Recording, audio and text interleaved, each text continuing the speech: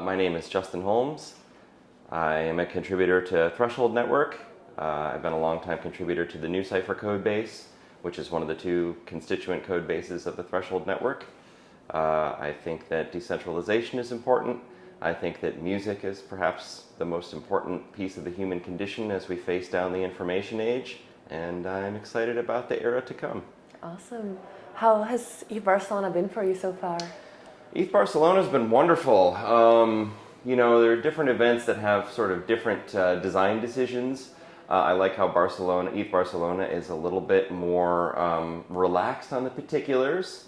Not everything necessarily goes according to schedule, which is fine, but it's sort of slid all the way into a zone of a flow where each event that happens between us seems to follow swimmingly from the events before and be drawn into the events after. I particularly have enjoyed the events in the boxing ring. I think that's a really beautiful aesthetic that has worked really well.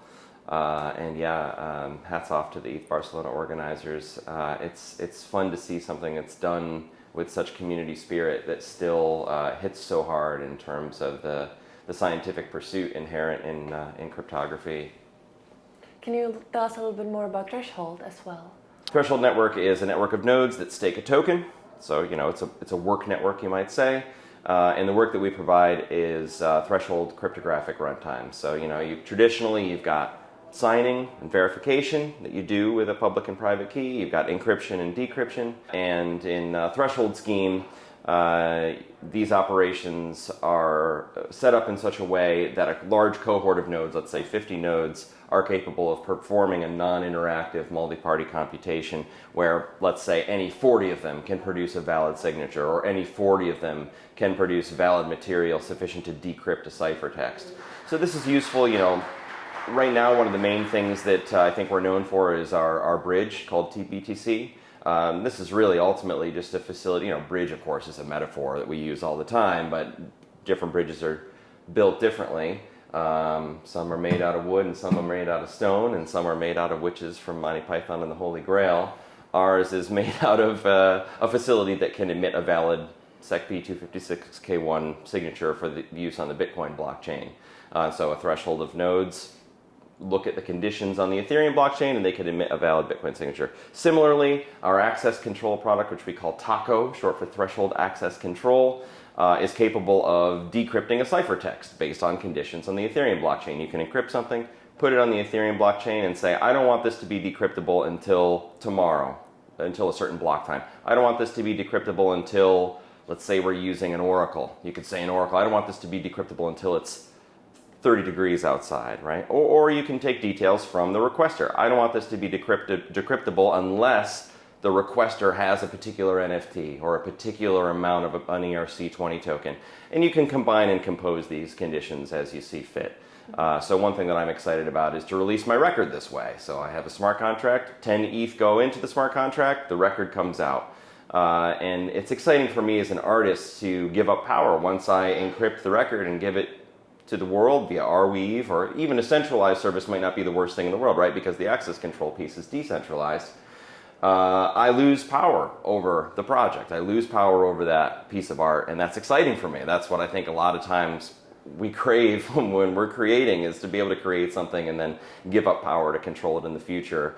So I think this is an interesting way to do Creative Commons design and still make sure that artists are compensated. But it's also an interesting way to do any kind of end-to-end access control where you want to be offline and just allow conditions on the blockchain to decide on the access, the specifics of the access control. So you mentioned actually a few really relevant topics. You know, last year the theme of the conference was solarpunk. Now it's also lunarpunk. So there is a big focus on privacy, security, things like that. What do you think about this shift and kind of everything that has happened in the market over the past year? Yeah, man. You know, I think I definitely walk in both worlds. A lot of my friends, a lot of the people that come to see my music, I think identify as solar punk for sure. I love the moon, and I love privacy tech, and I think privacy tech is deeply misunderstood. Maybe some folks have seen an interview I did with Jonathan Palmer a couple years ago where we talked about our proxy re-encryption primitive.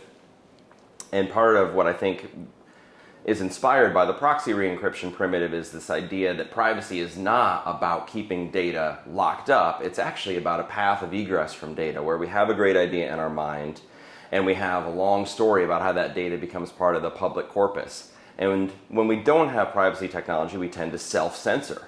And so ideas stay in the mind and never come out anywhere.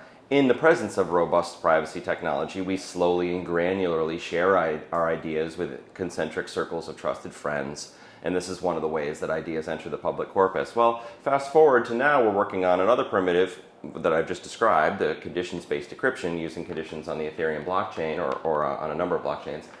And this is the other end of the spectrum, right? So we've done the primitive that to me speaks of ideas leaving the mind, and now we're working on the primitive that speaks to ideas entering the public corpus. And so I think that, again, I'm a believer that data wants to be free, ideas want to be free, that the universe calls on us to know and be known. I also notice that in practical terms, and even sometimes we see this in biology and even in chemistry, that there is a cryptic nature to the way that data becomes knowable, becomes known. And I think that embracing the cryptographic primitives that lubricate these processes is very important. And so the primitive we're working on right now is really wonderful for data to become known to people even if you don't know them, and you slowly want to make sure that people who meet particular conditions or that the state of the world meets a particular condition allows for that eclipsing of the moon, so to speak, in the lunar punk metaphor, so that those beams shine on the data in a way that is cryptographically sound and verifiable and decentralized. Let's talk about music now. I want to see what is your favorite thing about the intersection of Web3 and music. About music now, shall we? My favorite thing about the intersection of Web3 and music, I think, is actually not that closely related to the zeitgeist of NFTs and of representation of music, although I think those things are important, and my hat's off to people that are working on that. I'm interested in understanding and embracing the lineage that we inherit as cryptographers, as people who are born into the internet age, about how music has come to us and about what music has come to us. It has recently come to my attention, even though I think everyone kind of knows this factoid, that organizations like the Well and the Electronic Frontier Foundation and to some degree even Archive.org and Mozilla rose out of a lineage that at one point was indistinguishable from the band that we call the Grateful Dead in the United States. And I think, I think a lot of people know, oh yeah, the Electronic Frontier Foundation started as a Grateful Dead thing through John Perry Barlow, right? But I didn't realize until recently the deep role of the Well and the preceding influence of bluegrass and of traditional music in the taping of shows. So here we have this intersection happening already in 50 years before blockchain tech, in the early 1960s. We have people taping shows, and this raises this quandary of, to whom does this data belong?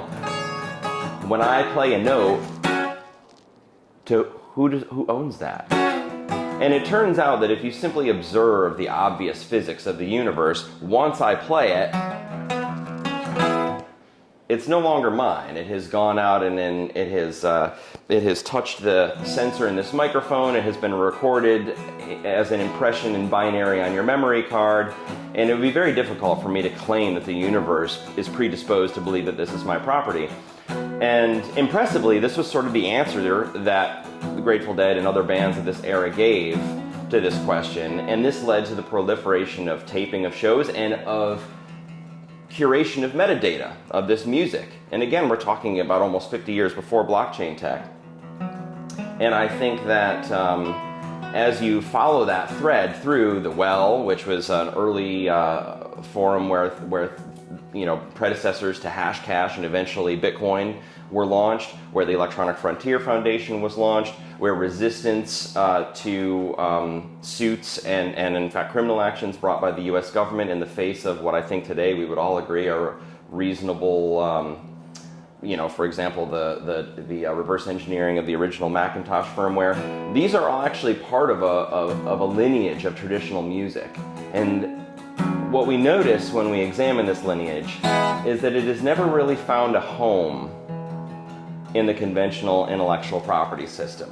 Traditional music has never really been reflected in a way that makes any kind of sense to anybody in copyright and in the system of record labels and in the revenue models inherent in those worlds. And so I'm interested in understanding how Web3 inherits this music and why this music is sort of natively ours. What do you want to see more of, whether it's in the Web3 space or in the world? I'd like to see more honesty about what constitutes decentralization in the world. I think that decentralization doesn't necessarily mean the same thing as Byzantine fault tolerance. I'm a big fan of BitTorrent. I'm a big fan of the original vision of things like DNS and email, and I still think there's room perhaps for flowers to bloom in those spaces. I'm a big fan of Git. I think Git meets reasonable definitions of decentralized. On the other hand, I think that in a system of Byzantine fault tolerance, introducing Byzantine fault intolerant systems, or introducing systems where collusion is likely and inevitable, and calling it decentralization is hurtful not only for the users of that system, but for the dialogue that we're trying to engage in. I'm very interested in seeing what happens when humans don't have a great deal of power over one another. And seeing what happens when we allow our better angels to bloom, and I'm confident that those things happen in the presence of good incentives and in the absence of bad incentives. And I hope that's not an oversimplification, but it is a motivator for why Threshold is decentralized from moment one. And why we take nitty-gritty weird things like cohort selection and threshold parameters and sampling seriously, and we try to be at the front of research in those areas, because there ultimately is a social and political and humanitarian basis to these things that I think is not to be forgotten, and I'd like to see more of that. And fortunately, I think we are seeing more of that. I think that there's great cause for optimism in those areas. One of the places you can find a lot of that optimism is on the Threshold Discord. I hope I see you there. Thank you so much. Appreciate it. Thank you. Awesome.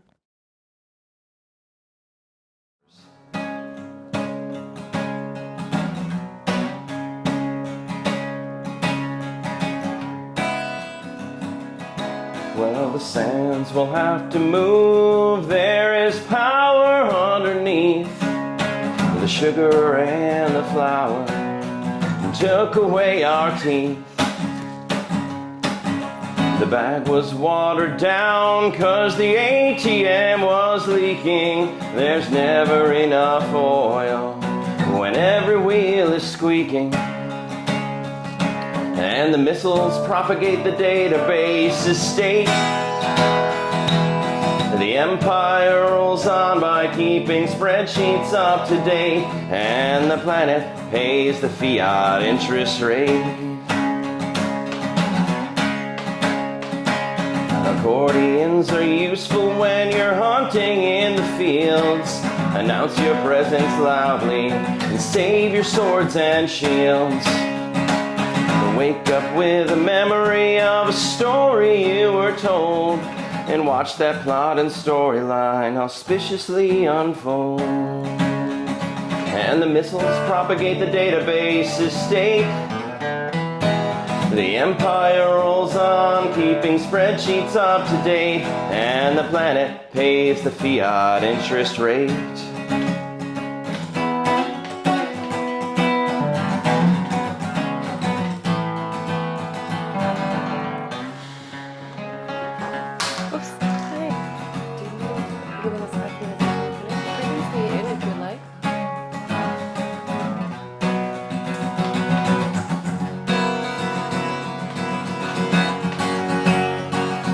We did not ask the governor to help us find a block, but he blamed us for its hastening of battleships and clocks. The next time that you hear that your note is pouring smoke, find the banker's dagger and the royal assassin's cloak. And the missiles propagate the database state. The empire rolls on, keeping spreadsheets up to date, and the planet pays the fiat interest rate.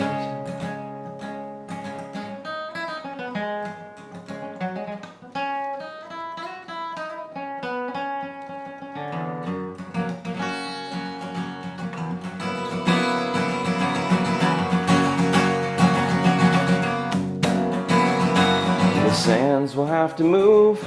There's power underneath that sugar and the flour and took away our teeth.